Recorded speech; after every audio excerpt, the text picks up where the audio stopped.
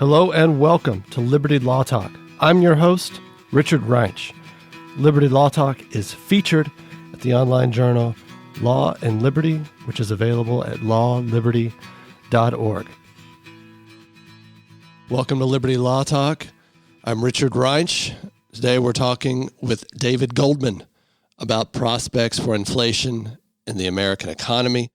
We're glad to welcome David Goldman back to Liberty Law Talk. He's a senior writer for Law and Liberty. He's the president of Macrostrategy, and he writes the Spengler column for Asia Times Online. He's the author of a number of books, including You Will Be Assimilated, China's Plan to Sino-Form the World.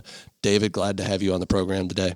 Richard, it's a great pleasure to be back. Thank you so much for inviting me. We're glad to have you on this topic in particular. The smart people tell us that inflation fears have subsided. There are a group of economists who strangely call themselves modern monetary theorists who argue that we can take on an unceasing amount of debt and spend it however we want on various social programs, environmental programs, and none of this will have untoward results or result in things like inflation. We've spent, rounding up, $5 trillion in pandemic stimulus. Recently, almost $3 trillion, $2.9 trillion in expenses. And I'm told the Biden administration wants to spend another $3 trillion on infrastructure and climate change policies.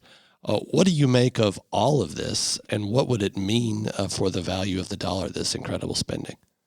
Well, I think in the short term, perversely, the dollar is likely to go up, but then I think it's going to go way, way down as a result. And ultimately, this largesse will threaten the dollar's global standing as a reserve currency and America's capacity to finance deficits on the scale we have in the future. The numbers you cited are truly astonishing by historical standards. We're presently looking at a deficit, including this $1.9 trillion of stimulus just passed, at roughly a fifth of our gross domestic product. We haven't done that in the past, except during wartime. The last time we had a deficit that big was, in fact, in 1945. And the Federal Reserve is financing virtually all of that because there simply isn't anyone else in the world with the wherewithal or the desire to own that many Treasury securities. Just to give an example, after the 2009 crisis, we ran a big deficit, not nearly this big. Foreigners financed about half of the Obama deficit. Foreigners so far have financed zero of the net Treasury issuance over the past year, which is ominous. So there's really nobody in there but the Federal Reserve and U.S. financial institutions doing that.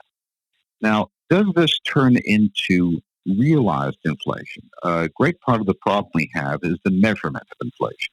Every American family has two really big ticket items on their budget. One is the house and the other is the car.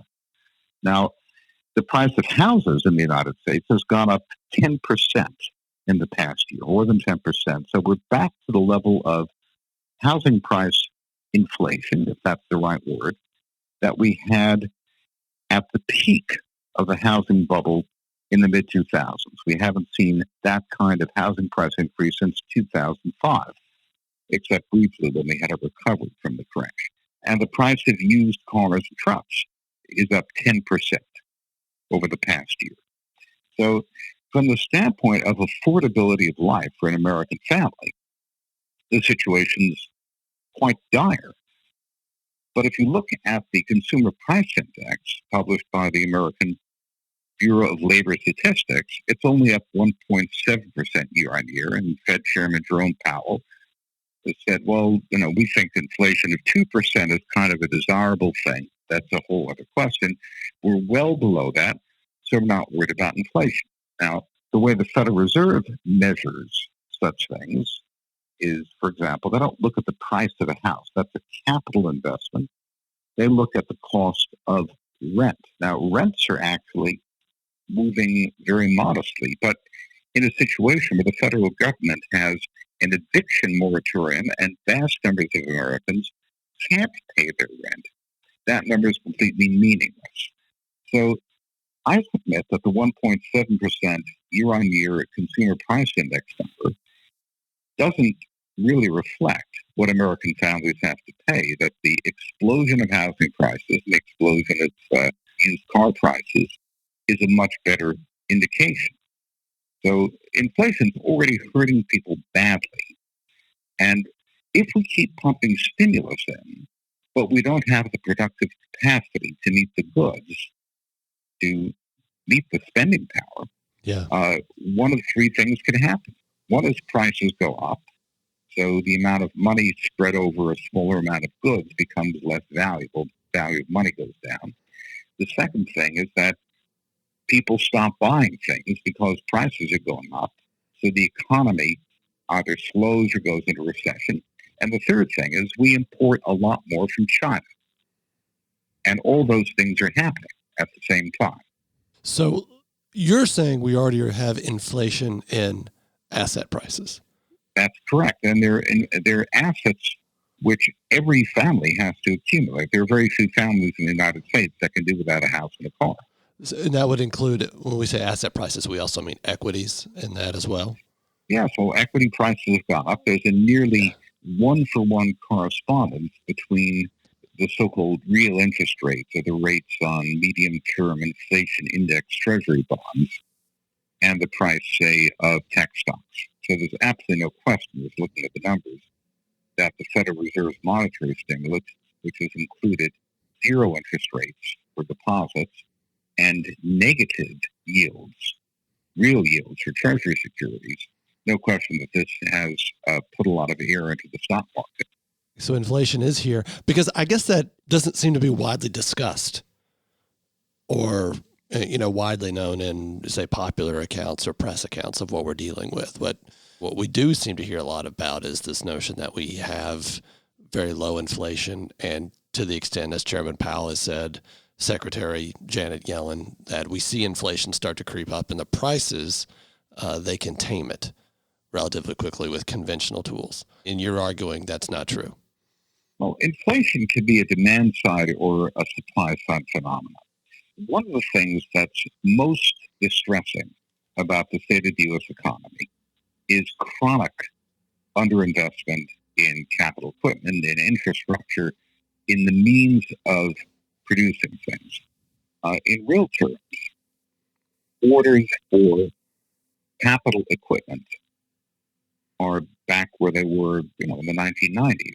So U.S. manufacturers have done very little investing in the past 10 or 15 years. Our production capacity, our supply chains are now constrained. So we have a large number of press accounts and economic studies coming out saying that as all this demand pours into the economy, manufacturers simply don't have the supply chain capacity, the production capacity to meet the demand. There are many reasons for that. Part of it's blamed on the Texas weather. Part of it is blamed on a global semiconductor shortage. But I think the core of the blame is we haven't been investing in manufacturing capacity and in infrastructure. And that's had some really perverse effects. So when you say we can tame inflation, well, how do you do that? You can take money away from people so they can't spend money. That would tame inflation. You could send the police around to take money out of everybody's bank account, hypothetically. That would tame inflation. But is that a solution which would help us or be politically acceptable? I don't think so. I think the Federal Reserve has a tiger by the tail. They don't dare let it go. Thinking about the Fed policy, and you've mentioned the Federal Reserve buying the debt. So you're saying of the roughly $5 trillion we've spent in pandemic stimulus, most of that has been issued by Treasury and purchased by the Federal Reserve and other U.S. banks. And I want to try and lead into a question on the policy of interest on excess reserves by the Fed and what role that's playing in all of this. How do you see that? I think the excess reserves issue is relatively minor. The management of excess reserves affects the extent to which commercial banks are able to buy Treasury securities and make loans. Banks have been a significant contributor to purchase of Treasury securities. I think net purchases are in the range of about $400 billion in the past year, which is roughly a tenth or so of the total amount of financing required. But I don't believe that's a decisive issue.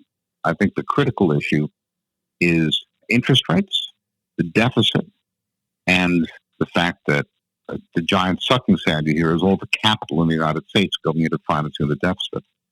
I guess the reason why I ask the question is some say that the policy of interest on excess reserves allows the Fed to both monetize the debt and curtail inflation because the money is then parked in these, banks' Fed Reserve accounts and does not immediately go out into the economy or, competes with other rates.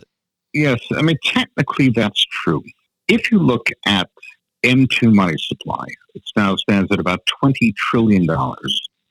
And if memory serves me, roughly a quarter of all the money ever created in American history has been created in the past 2.5, 3 years. That's a staggering rate of monetary expansion. But as the textbook says, it's not the amount of money that determines the price level. It's the amount of money times the velocity of money, how fast it turns over.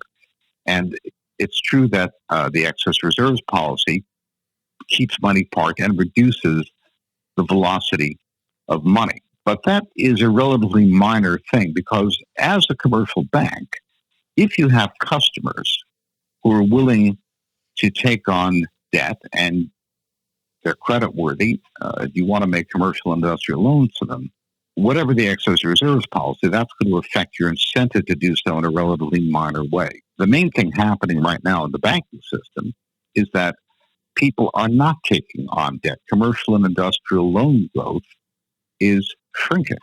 In fact, the volume of commercial industrial loans has shrunk over the past 12 months of pandemic. Instead, the banks are buying treasury securities, and that's because the kind of customers who typically are the big borrowers at the banks, the small and medium-sized enterprises, have been flat in their back and aren't taking on debt or aren't able to take on debt because they're not creditworthy. Large corporations tend not to borrow from banks. They tend to borrow rather on the bond. So there's been an enormous amount of corporate borrowing. But the medium-sized, smaller companies who tend to use bank loans don't have access to the bond market, have been off the market. So I think it's really the velocity of money issue is really a matter of the demand for bank loans and not the management of reserves. Thinking about the Federal Reserve's policy, with this piece we published by Alex Pollock a few weeks ago, Inflation Comes for the Profligate. And he says the Federal Reserve has published, including unamortized mortgage premiums, a sum of $2.3 trillion, which is, Alex says, 2.6 times its total assets in 2007, I guess meaning the Federal Reserve's balance sheet. That's got to be part of the earlier comment you made about entering into a new housing bubble. Absolutely. Well, when you push mortgage rates down to 1.5%, then the number of people who can buy houses is enormous. People have long memories. Back in the 1970s, there was only one major asset class that showed positive real returns, and that was houses. Stocks lost money, bonds lost money, well, gold made money. But for most people, the American middle class didn't do all that badly in the 70s because if you bought a house, you had positive real returns. Now, that was in a situation where family formation was much higher. We were at the peak of the baby boom. People born in the late 40s and early 50s were then just forming families and buying houses. So the inherent demand for houses was higher. But still, from the standpoint of the ordinary American family, if you have the ability, if housing prices are running at 10% a year and you can take a mortgage at 20% down, then, you're making 50% a year on your down payment if that's your invested capital. That's a very good rate of return. Yeah, I bet of course the problem is as you would say, what can't go on forever won't go on forever. That seems to be true. The famous Herb Stein law. Yeah, just in thinking about all of this. So the Federal Reserve continuing to buy these securities, continuing to monetize the debt and grow its balance sheet. What's the end game for that? Well, there are several possible end games, but all of them are ones that we don't want to see.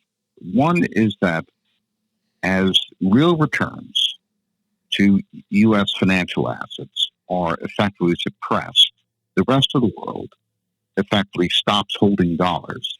Now, to give an idea of the size of that, I estimate the low-interest loans, which we're getting from the rest of the world, at around $25 trillion. That's about 8 to 9 trillion of foreign holdings of Treasury securities and 16 trillion of dollar deposits in overseas banks, which are held as working capital for international trade or international capital flows. That's what's called seigniorage, or the premium that a country gets for effectively having reserve currency. It used to be the difference between what the king got for minting coins, the difference in the value of the coins and the bullion they were minted off. But the term persists. And if the Federal Reserve keeps real returns negative forever, eventually people will stop using the dollar. And then we will lose loans to the rest of the world, which now amount to more than a year's gross domestic product. We can't sustain that. The modern monetary theorists say, well, look, the Federal Reserve can print money and the U.S. government can borrow all at once at effectively a negative real interest rate. The interest rate on 5-year Treasury inflation-protected securities is now at negative 1.7% or so. So for the privilege, if I buy such a security for 5 years, for the privilege of letting the U.S. government use my money, I'm losing 1.7% a year in real terms. Or I would expect to lose it based on expected inflation. It's a great deal for the U.S. government, but it's not a great deal for the creditors of the U.S. government. So eventually, we lose the dollar's reserve role. And if you read publications close to the State Council of the Chinese government, the Chinese Communist Party, I've read article after article saying the U.S., because it has a global reserve currency, can get away with it for a certain period of time. But eventually, that's going to wipe out the dollar's role as a reserve currency, and that's the end of American power. That's one way things could happen. Another way things could happen is that inflation really takes off. And that creates so many distortions that eventually the Federal Reserve is forced to raise interest rates, call a halt to this, and then we have a real bind. Because, if we have U.S. debt equal to our gross domestic product, and it's increasing at 20% of GDP a year, for every percentage point that our debt increases, we pay another, $250 billion in interest. But so we go up 3 or 4%. Suddenly, our interest bill goes up by another $1 trillion, and exactly at the point where we are forced to reduce borrowing, we also have to increase spending to pay the interest. In other words, we look like Italy during its economic crisis several years ago. We look like a third world country, look like Turkey. Yeah. And at that point, we're in a world of pain. So those are the two principal outcomes. And I don't think any of this will happen at a 1-year horizon, but at a 5-year horizon, it's very possible. And if you can imagine the United States where something like a quarter of personal income over the past year is coming from government checks of one kind or another, and you're forced to cut that back, the hardship in Americans and the shock to American politics would be horrendous, very difficult for any of us to conceive. So that inflation episode, the way you try to get control of it is dramatic cuts in spending and dramatic increases in taxes with hardship all around. Yeah. Well, look at Italy, look at Greece, look at third world countries that have been through this. Or even so, look at Britain during the sterling crisis of the 1960s and 1970s. I was a graduate student in London in 1974 and 1975, and I remember the lights out in Piccadilly Circus. This was a poor country in deep crisis. Talk about that. How did that affect Great Britain when that moment happened? Well, people were pretty miserable. Britain went from being a global power to being a second-rate power to being much less important. Margaret Thatcher, fortunately, came in and set things right, but the north of England has never really recovered. So the United States could end up being a second-rate economic power while China becomes a dominant power in the world as a result of this. I'm not against spending money from the federal government, Richard. If Biden had said, let's spend $1.9 trillion on infrastructure, research, development, and STEM education, I wouldn't be unhappy about that. But simply to put money into people's pockets in the hope that they spend more means mainly that they buy more smartphones and computers from China. China's exports to the United States are soaring. Let me ask you, as I was doing research for this interview, I came across a number of articles where people would take on your argument that you've made and say, yeah, but people were saying this in 2009. People were saying this in 2008, that America would become like Greece or America would become like Italy. And it didn't materialize. And it didn't materialize for, a number of reasons, many of which we've kind of discussed or touched on. And, America is just, in this sort of global reserve currency thing is noted, this need to hold dollar-denominated deposits, trade situation, America is the best deal on the block sort of thing. We can do more. And what do you make of that? Here we are 10 years later. We've dramatically increased the money supply, dramatically increased public spending. We seem to be in this late Great Society 1960s mentality regarding government program thinking. And what of it? How do you respond to that? Well, I think from the standpoint of American families, the outcome wasn't particularly desirable. We had, under the Obama administration, effectively 8 lost years where we never got back to the trajectory of growth that we had in the past. We had chronically low growth. The economy in 2016 was about 10% smaller than it would have been if we had had a normal economic recovery, if we caught up and compensated for the lost growth of the great financial crisis. So I think the dissatisfaction in large parts of the American population, which gave rise to Donald Trump's populism, is a pretty good gauge of how unsatisfied most of us were with the outcome. Now, for the standpoint of investors in Facebook and Google and Microsoft, things look great. The other thing, in terms of the dollar U.S. international role, is we really didn't have any competition. The Europeans were in some ways in worse shape than we were. Europe went through a severe financial crisis in the early 2010s. Parts of it are still in very dodgy conditions. So although the international use of the euro has grown at the expense of the dollar, the euro simply isn't likely to substitute for the dollar as a world reserve currency because Europe has its own weaknesses. The difference now is we've got China. Yeah. China has its own problems, but China is 15% of world exports and only 5% of world stock market capitalization. The Chinese are very cautious about opening their capital markets in such a way that would allow their currency, the RMB, to become a global reserve currency, at least for the present. But at a 5 or 10 year horizon, the Chinese have ambitions to make the RMB a global reserve currency and challenge the dollar. And if China's economy continues to grow faster than ours, and the Chinese manage to realize their extremely ambitious national program for the fourth industrial revolution, and they managed to assert themselves as the leading technology power in artificial intelligence and 5G telecommunications, manufacturing, and so forth, then at a 5 to 10 year horizon, we will have a challenger that can push us out of first place. And this is not a nice competition we're involved in. This is Glenn Ross, first prize of the Cadillac, second prize is a set of steak knives.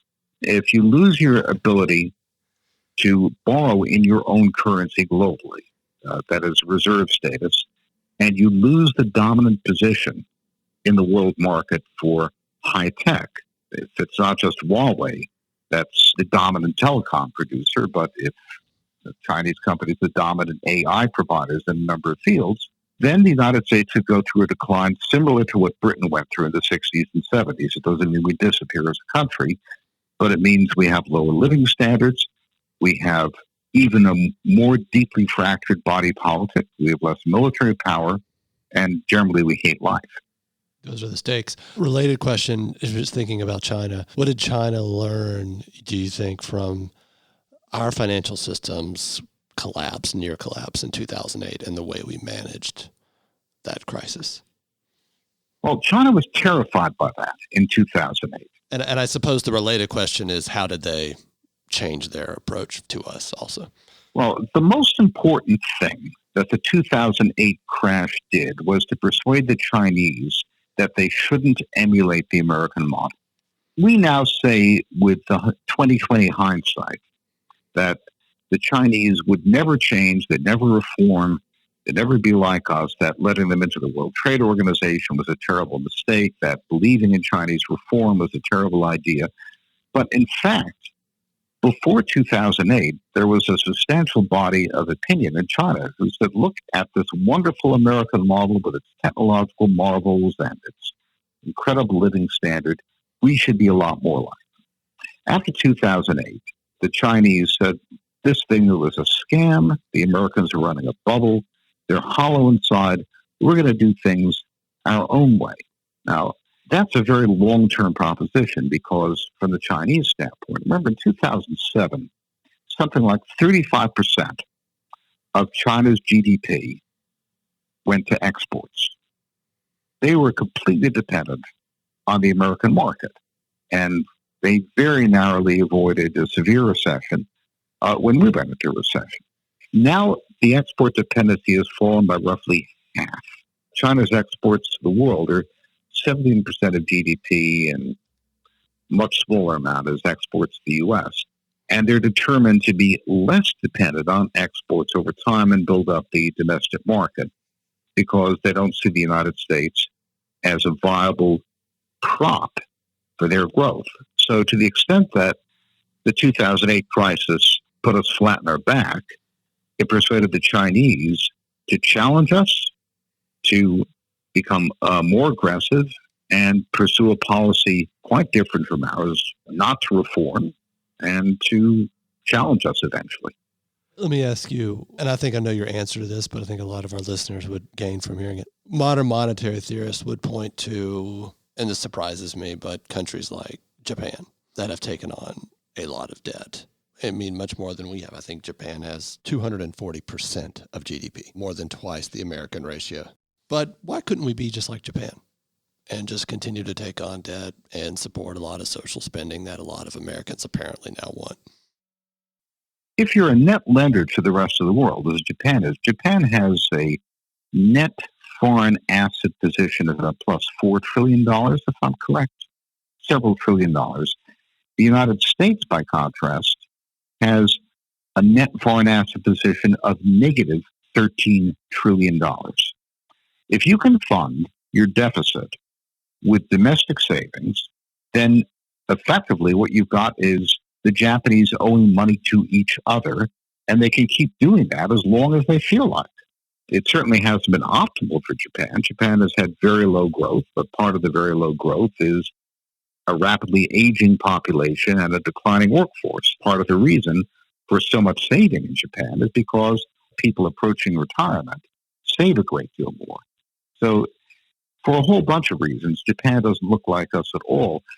My point, Richard, is that if you're running a current account deficit of $60, $80 billion a month, and you have a net foreign asset position at negative $13 trillion, then your ability to finance a deficit of 20% of GDP becomes very dodgy, and particularly, and it's not just the net foreign asset position. If you look at, as I've said, the total holdings of dollars globally and how much credit the global reserve position of the dollar allocates to the U.S., we're talking $25, $30 trillion by my estimate. And if that starts to erode, the foreigners say, well, we just don't need the dollar anymore. Why should we hold these balances? Why should we hold U.S. Treasury securities at a negative yield? At that point, we're in a world of pain. When you say America has a net international investment position of negative $13 trillion, what does that mean exactly? It means we've imported net $13 trillion of capital more than we've exported. We either owe foreigners or have foreign investments in our stock market of $13 trillion. Our monetary system, our economy has been dependent on capital flows coming in, and that roughly corresponds to our trade deficit over the past 40 years. If we keep importing more than we export, we've got to give people our paper, our IOUs, for that difference. We sell them assets, we sell them bonds, stocks, or whatever. That's how you get a negative net foreign asset position. And right now we're balancing that with being the world's reserve currency, or buffering that somewhat. Well, that's correct. I mean, it's also true that, this capitalization of the U.S. stock market has helped. That's the fact that some of our tech companies have been so successful has attracted a lot of foreign capital. So what worries me is not simply the monetary situation. It's that if the Chinese become the dominant players in artificial intelligence and the next generation of great tech companies with mega market capitalization, the next Googles and Microsofts and Apples and so forth are Chinese companies instead of American companies, then we could be in double trouble. And you and I talked a lot about that in our previous podcast when we discussed your book, You Will Be Assimilated, on China's policies there. And I assume you still hold most of those views that China's tech prowess is going to outpace us soon. That's a view which has been widely expressed by people who know a great deal about it.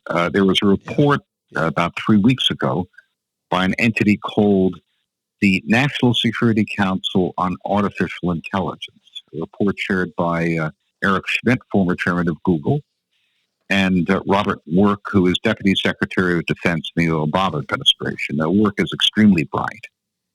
And that report said that there is a very significant danger that China will dominate the trademark industry, trademark technology, which is artificial intelligence with, of course, applications to many industries. And they proposed some very dramatic measures to avoid that. Now, China is spending $600 billion a year, U.S. dollars, on technology subsidies, support, R&D, and so forth.